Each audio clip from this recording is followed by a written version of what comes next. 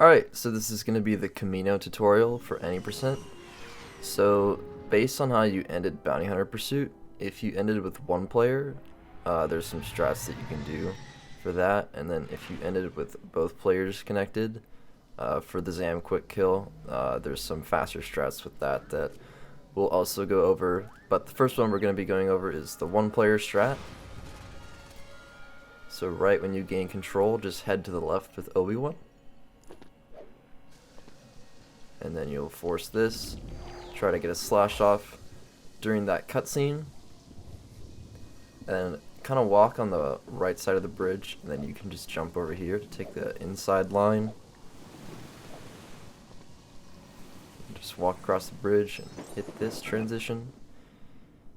And then we'll have this little short cutscene here, but basically in the next room we're just gonna kind of take a tight line around the circle in the center, and then once you see the door, just head straight for the door. As you can see, we're sticking real close to the circle, and then we're just heading straight for the door. And then for these buttons, we're gonna head right first, and we can skip this corner button right here because R4's AI is always gonna walk over it. And then just call R4 in, and then force this. So now, going all the way back, if you had both players connected at the end of Bounty Hunter Pursuit, you'll have them both connected here. So leave R4 at the bottom, and once you force that, kind of walk down with him, and you're going to take the same line with Obi-Wan, but you're going to be heading forward with R4 as well. It's just slightly faster because you can force push R4 into the transition. And then same thing here, you can do some force pushes in this room, which save a little bit of time, but if you're not saving time with them, it's not really worth it. They only save like 0.2 seconds. Then for the 1P2C buttons, just head left with Obi-Wan instead, and then right with R4. And then this is the same. There is an alternative way to do room 1 called R4 Fly. It is a little bit easier on controller. It saves around 7 seconds, but what you want to do is put Obi-Wan in this position, and then with R4, fly parallel off the edge, right a little bit down, and then when you hit this spot, turn directly upright. And if it works, you should land on this edge right here. So here it is again in real time. Right, just a tad bit down on the right, and then upright, and then you should land there. There's also a setup with just one player connected, where this is where you start turning upright. And then here is the double keyboard setup. You have to put Obi-Wan in this spot, and then wait for the camera to pan, and as soon as it pans, fly upright, and when you hit this spot, go directly upright. So here's that one again in real time.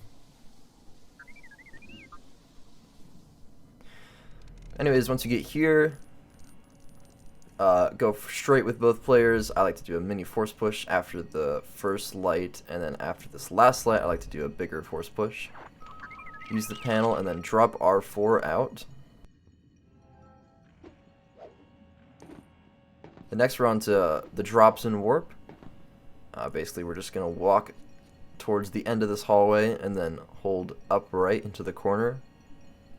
And then wait a little bit, and then just call in R4.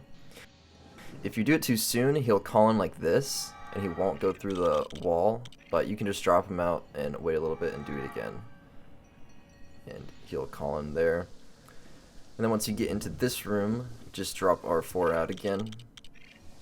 And then for the bombs, just double jump over all of them on the bottom. And then for this fourth set of bombs, activate them, but jump backwards, and then go forward, otherwise you will die from the bombs. But just keep walking forward here, and then stand on the button with Obi-Wan. I do some character management here, but you can just ignore this. And then as soon as Django goes up the elevator, start flying over this gap with R4, and then he can just land on that little ledge. Use the button, jump over with Obi-Wan, force that, and then use the panel, and then as Obi-Wan goes up the elevator, just die with R4. It allows Obi-Wan to go up faster. But then just grab this power-up with Obi-Wan as R4 is going forward.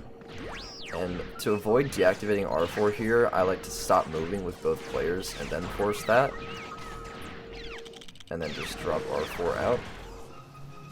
And now we're on to the Jango fight. This fight is pretty self-explanatory. But we'll go over it here.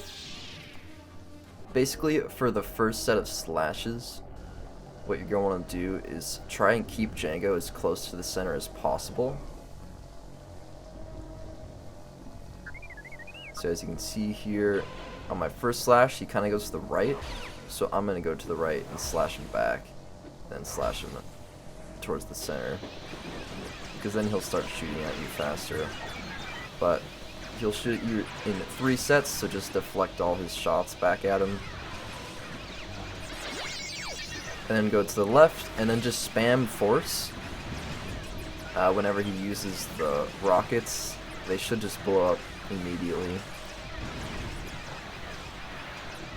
And then after you blow up this last one, pull out your lightsaber and wait a second. And once he starts moving, you can slash him. And that's Kamino.